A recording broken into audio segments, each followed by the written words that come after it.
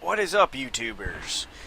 Welcome to the 6th episode of How Not to Be a Noob, or How to Improve Your Gameplay for Battlefield 4. If you missed the previous 5 videos, the links will be in the description, so be sure to check them out. And also, make sure you subscribe by clicking the smiley face in the upper right-hand corner so that you don't miss the next episode of How Not to Be a Noob. In the last 2 episodes, we've been discussing some certain tips and tricks, and we're going to wrap up this 3-part series today. Should be fairly quick, but let's go ahead and dive right in. One of the things I wanted to talk about is watch players that are better than you. Instead of getting mad when somebody kills you over and over again, watch what they're doing, observe what they're doing. Figure out how they're able to kill you. Is it because they are able to aim better? Are they just outsmarting you?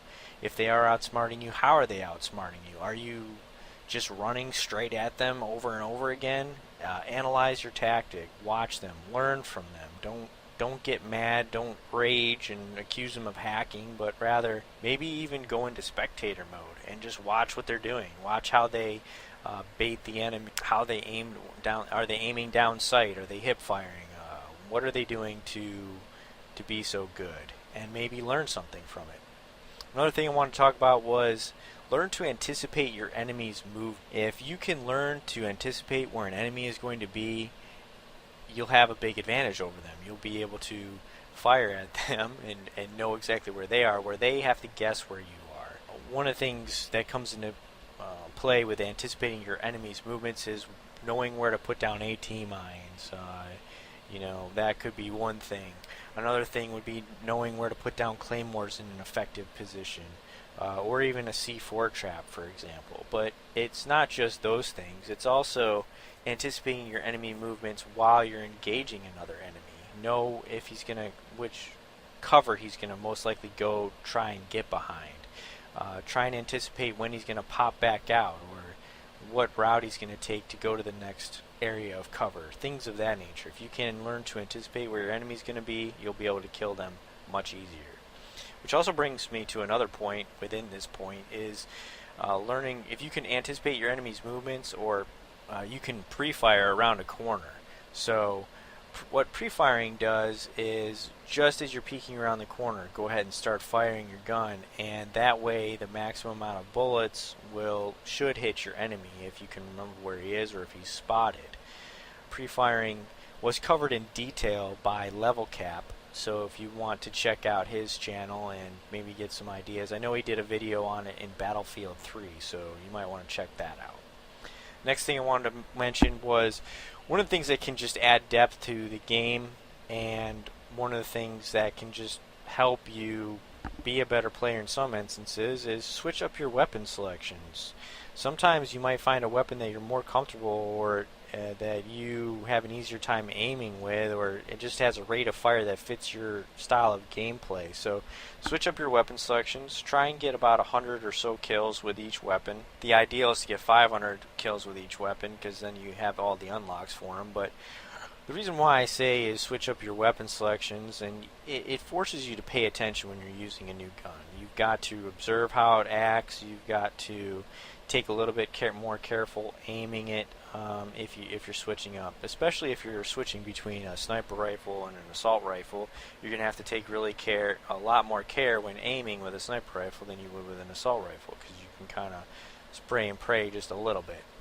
Another thing you can do is it can help improve your aim. One of the things that I do sometimes is I will just pick up a sniper rifle or a shotgun, because it will make me aim more slowly. It'll force me to take care when I aim instead of just spraying the gun around. So when I go back to the assault rifle or the LMG, I'm actually improving my percentage of hits. Another thing you can do is it just adds depth to the game. I already mentioned this a little bit when I was doing the introduction to this point, but the more weapons you use, it's fun to learn how to use them. It adds depth to the game. You can get excited about trying out the new weapon, or trying a new tactic with a new weapon, or trying new attachments with the weapon. See how it feels, see how it performs for you. So it'll add a little bit more enjoyment to your game. And my last point is develop patience. What I mean by that is don't just run straight at the objective or straight at the enemy. There's three things you want to learn how to do given the situation. One of them is know when to advance, know when to wait, and know when to retreat. Advancing is very important. Just keep going, keep going, keep going. Go for that next objective, PTFO, play the fucking objective. You want to constantly be advancing, but sometimes you want to sit back and wait, because if there's a large group of enemy forces, it's sometimes beneficial to let them pass you and to hit them from the flank while they're engaging other friendlies, or to wait for an enemy to finish capping the base, because chances are as soon as they cap that base, they're going to leave it and go on to the next one. So if you know that's the case and you're outnumbered, let them finish capping it and move on and either eliminate them or go back to recapping the base.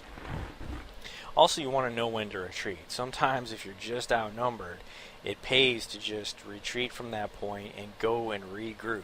Live to fight another day. This is readily seen when you're flying an aircraft. If you're getting locked down by a Stinger or something, retreating behind a building and waiting for your flares or ECM to recharge is a form of retreating. Same goes with infantry. Sometimes you need to go behind cover, reload, get your health back, and just retreat and wait so that you can go ahead and continue engaging more enemies. This will increase your survivability, and it'll increase your KDR as well if that's what you're going for. Instead of just running into a group of 3 enemies and getting killed, maybe you got 1, maybe you got 2 if you're lucky, but if you learn how to advance, wait, and retreat and use those in the appropriate times, it'll just make the gameplay more enjoyable for you because you won't be dying as much. So that covers it for tips and tricks. If you have any tips or tricks that you want to see covered, or any suggestions or comments, please be sure to leave those. And until next time, see ya!